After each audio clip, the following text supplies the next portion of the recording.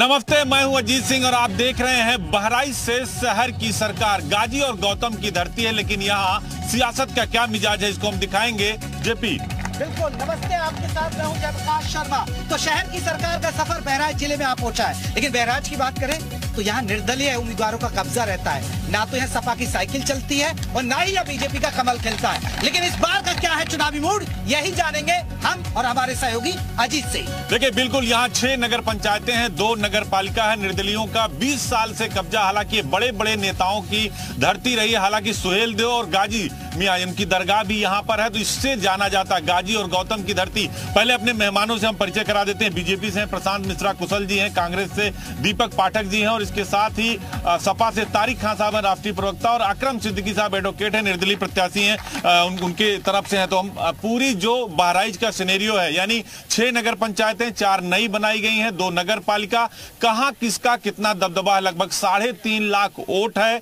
अगर शहर की बात करें तो लगभग 1,90,000 के आसपास वोट है। लेकिन पहला सवाल भारतीय जनता पार्टी से करेंगे कि कमल कैसे खिलाएंगे। बहुत बहुत धन्यवाद आपको इस चर्चा में आमंत्रित करने के लिए। मैं आप सबके बीच में आया हूं। निश्चित रूप से हम सब एक कार्यप्रणाली लेकर के चलते हैं। बहराइच नगर में कमल खिलाना है। हम सभी का जो एक उद्देश्य है कि सबका साथ, सबका विकास, सबका विश्वास है, उस उद्देश्य पर चल करके निश्चित रूप से इस नगर पालिका चुनाव में भारतीय जनता पार्टी का ही कमल खिलेगा, ऐसा मैं आपको भरोसा देना चाहता हूँ। लेकिन हमेशा तो लगातार निर्दलीय जीत रहे हैं। निर्दलीय जीत रहे हैं, कुछ पॉलिसी ऐसी आती होंगी कि वो समीकरण नहीं बन पाते हैं। लेकिन इस बार हमारे पास हमारे जिलाध्यक्ष श्री श्यामकरण टेकड़ीवाल जी की पत्नी जो चुनाव लड़ रही हैं, एक उदार चेहरे के रूप में उनकी छवि है। सभी धर्म संप्रदायों का उनको समर्थन प्राप्त है। भारतीय जनता पार्टी नगर में सबके विकास के लिए, सबके साथ के लिए, सबके विश्वास के लिए अनवरत लड़ाई लड़ रही है। और इसी विश्वास पर मैं कह सकता हूँ कि निश्चित रूप से भारतीय जनता पार्टी का ही कमल खिलेगा। कमल खिलने वाला है। समाजवादी पार्टी कहाँ पर खड़ी है? कह रहे हैं कमल खिलने वाला, लेकिन हमेशा निर्दलीय खिल रहा है। नहीं, देखिए, समाजवादी पार्टी बहराइच में पूरी ताकत से सारी सीटों पे चुनाव लड़ने जा रही है और बेहतर परफॉर्मेंस देने जा रही है। ये चुनाव समाजवादी वर्सेस भाजपा का होगा और समाजवादी जितनी भी नगर पालिकाएं हैं बहराइच जिले में, उसमें ज़्यादा से ज़्यादा सीट जीत के आने वाली हैं। 2 इंजन इनके पास पहले से हैं, वो काम नहीं कर रहे हैं। वो 2 इंजन में इनके तेल नहीं है या चल नहीं पा रहा है। तीसरा इंजन भी चाहिए, जिसको शहरों की सरकार कहते हैं। 2 इंजन फिसड्डी, वो चला नहीं पा रहे हैं। शहरों का विकास क्या करेंगे? नाजिल पंप फेल हो गया, क्या कह रहे हैं आप? अब फेल क्या क्या है इनसे पूछिएगा। हम तो कह रहे हैं सब कुछ फेल है। इंजन फेल हो गया और तीसरा इंजन तैयार कर रहे हैं। हमारे सपा के प्रवक्ता महोदय विधानसभा चुनाव में करारी हार से बहुत पस्त हैं और निश्चित रूप से उनकी बातों में कुंठा झलक रही है। भारतीय जनता पार्टी के केंद्र की जो डबल इंजन की सरकार है, वो पूरे उत्तर प्रदेश में नहीं, पूरे देश में सभी समुदायों को लेकर के सबके साथ, सबके विकास के लिए चल रही है। और ये जो नगर की पंचायत है, जो हमारा ट्रिपल इंजन है, इस ट्रिपल इंजन भी सरकार बना करके नगरीय क्षेत्रों को विकास करने का कार्य हम पूरी मजबूती के साथ करेंगे। बहुत लंबे समय से यहाँ कब्जा रहा, लगातार निर्दलीय क्यों जीत रहे हैं? सपा, बसपा, कांग्रेस कहाँ चली जाती है? जाहिर सी बात है। मैं एक बात बताना चाहता हूँ आपको कि हिंदू मुस्लिम साथ चलेगा और एकता का राज चलेगा। क्या बात है, ताली बजा दीजिए। हम जिसका प्रतिनिधित्व कर रहे हैं उनका नाम रुबीना रेहान जी है। पिछले 10 सालों से, पहले हाजी रेहान साहब चेयरमैन थे, उसके बाद रुबीना रेहान जी चेयरमैन रही हैं। ऐसा क्या गुल खिलाते हैं कि सपा की साइकिल गुल, कमल नहीं खिल पा रहा है? गुल नहीं खिलाते भाई साहब, गुल नहीं खिलाते।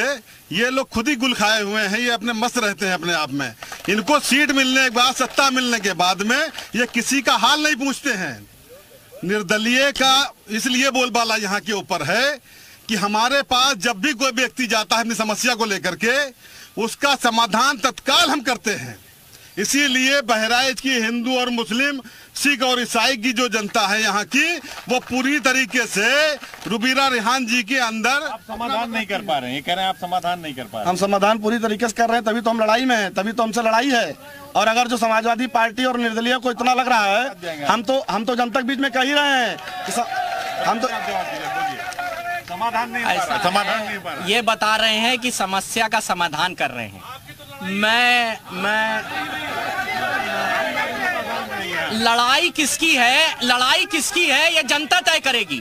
लड़ाई किसकी है ये जनता तय करेगी। नगर पालिका के प्रतिनिधि, नगर पालिका के प्रतिनिधि दीवार रो रही हैं। सुन लीजिए, अराजकता न फैलाइए, अराजकता न फैलाइए। नगर सवाल लेके आएंगे तब बोलिएगा। आएंगे, अराजकता न फैलाइए। रेहान साहब के आदमी अराजकता न फैलाइए, चुप जाइए। समाजवादी पार्टी मुख्य विपक्षी पार्टी है, उसका पक्ष आना बहुत जरूरी है। सुनिए, नगर पालिका की दीवारें, नगर पालिका की रोडें, नगर पालिका की दीवारें, नगर पालिका की दीवारें, एक से ले लेते हैं। नगर पालिका की दीवारें, आप लोगों के पास आएंगे तब आप लोग अराजकता ना फैलाइए। सवाल सुनिए, नगर पालिका की दीवारें, नगर पालिका के दरवाजे रो रहे हैं कि चेयरमैन प्रतिनिधि आ जाए यहाँ, हम उनको देख ले, और आप व्यवस्था की बात कर रहे हैं। चलिए कांग्रेस से भी एक सवाल ले लेते हैं। कांग्रेस कहाँ पर खड़ी है? देखिए, सपा, बीजेपी, निर्दलीय, कांग्रेस कहाँ पर है? आपने कहा अभी सबका साथ और सबका विकास। केवल उत्तर प्रदेश के अंदर ब्राह्मण और मुस्लिम सबसे खराब जातियां हैं, बाबा जी उनको देख रहे हैं।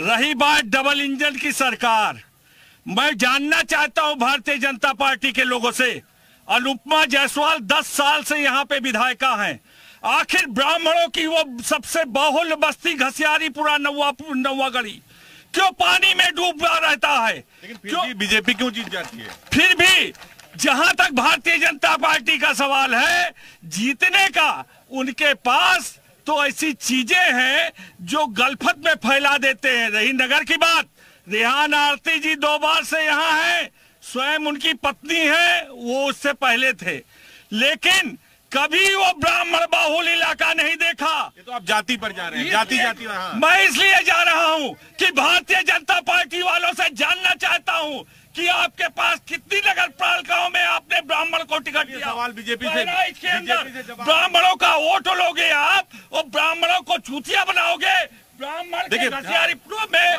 भाषा पढ़ाई क्यों नहीं करोगे? इसलिए आप साफ बात बताओ। जवाब ले लेते हैं जेपी, बताइए क्यों आप साथ नहीं देते? कांग्रेस के प्रवक्ता महोदय ज्यादा गुस्सा में है, और भारतीय जनता पार्टी किसी एक जात, किसी एक धर्म को लेकर के नहीं चल रही है। भारतीय जनता पार्टी सभी लोगों को साथ लेकर चल रही है। ठीक है अजीत सुनिए। सबसे पहले तो मैं आप सब लोगों से, मुझे बहुत शिकायत है कि आज हिंदू एकता का त्योहार है, ईद का, आप लोगों ने किसी को एक दूसरे को पहले तो ईद की मुबारकबाद दीजिए, उसके बाद चुनाव की बात करिए। दीजिए भाई, सभी लोग एक दूसरे की उसके बाद हम सभी लोगों ने आपसी लड़ाई में, आपकी जानकारी के लिए बताऊंगा कि सबसे पहले आप ही को शुभकामनाएं दीजिए। वहाँ मंच से आप पूरी जनता को मैं आपसे सिर्फ नहीं कह रहा हूँ, मैं सभी लोगों से कह रहा हूँ। दूसरी बात, जैसे एक दूसरे पर ब्लेम लगाने से देखिए पब्लिक का नुकसान होता है। हमें भारत सरकार की एक स्कीम है स्वच्छ भारत अभियान, उसकी कदर करनी चाहिए। सारी जिम्मेदारी सिर्फ नगर पालिका के अध्यक्ष या चेयरमैन की नहीं होती है, जनता की भी होती है। मैं आपसे बता रहा हूँ, जल्दी सर बाकी लोगों से बात इस शहर में नहीं, मैं मुद्दे क्या है? मुद्दे क्या है? हमारे शहर का जो नगर पालिका अध्यक्ष होना चाहिए वो किसी जाति, धर्म, ब्राह्मण, ठाकुर, जो हिंदू मुस्लिम सभी को लेकर के, और इस शहर की साफ सफाई के हिसाब से जो चल रहा हो उसको लेकर। मुद्दे क्या है? मुद्दे बताइए जल्दी से। इस बार मुद्दे क्या रहने वाले चुनाव? मुद्दे इस बार जो है, जो मुद्दे हैं वो सफाई सुथराई के होना चाहिए। और ये बहराइच की जो धरती है वो यूनिटी इज स्ट्रेंथ पे काम करती है। मौजूदा चेयरमैन ने काम किया? जी बिल्कुल काम किया। आपको लग रहा है कि मुद्दे क्या है इस बार के? इस बार के मुद्दे देखिए, नगर पालिका क्षेत्र में सफाई सबसे बड़ा मुद्दा है, कानून व्यवस्था, बाकी जो भाजपा के हमारे नेता हैं, कानून व्यवस्था भी बहुत बड़ा मुद्दा है। पुलिस प्रशासन किसी की नहीं सुन रहा है, खुद भाजपा के नेताओं की नहीं सुन रहा है। अगर ये फोन कर दे तो अगर वो 5,000 मांग रहा होगा तो इनके फोन करने पर 10,000 मांगेगा। जल्दी